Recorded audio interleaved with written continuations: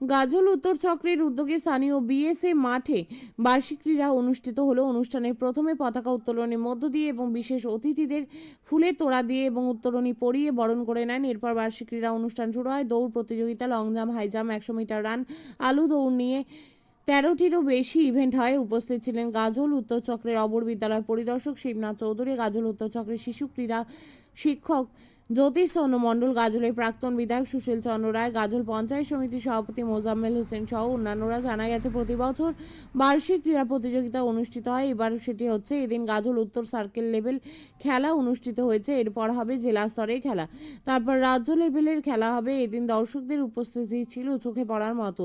এই খেলায় যারা ভালো খেলেছেন তাদেরকে পুরস্কার দিয়ে পুরস্কৃত করেন। আজকে গাজল উত্তর চক্র প্রাথমিক বিদ্যালয় উত্তর চক্র ক্রীড়া কমিটির দ্বারা আয়োজিত প্রত্যেক বছরের ন্যায় মহা সমারোহে আমাদের শিশু ক্রীড়া উৎসব পালন হচ্ছে। গাজল বিএসএ মাঠে এই অনুষ্ঠানের আয়োজন করা হয়েছে এবং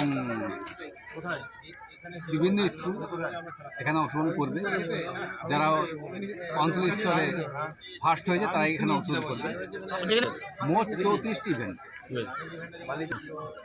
বিভিন্ন ট্রফি, ক্যাম্প, এসব দিয়ে আমরা পড়াশোনার পাশাপাশি শারীরিক গঠন ঠিক মতো করতে হলে আমাদের অনুশীলন করার দরকারি, শারীরিক অনুশীলন করার দরকার।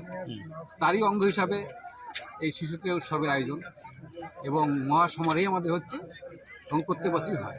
বলছি আপনার নাম, আপনার কোন পদে রয়েছে? জ্যোতিষচন্দ্র মণ্ডল, শিশু ক্রীড়া উৎসব গাজল উত্তর চক্র আহ্বায়ক।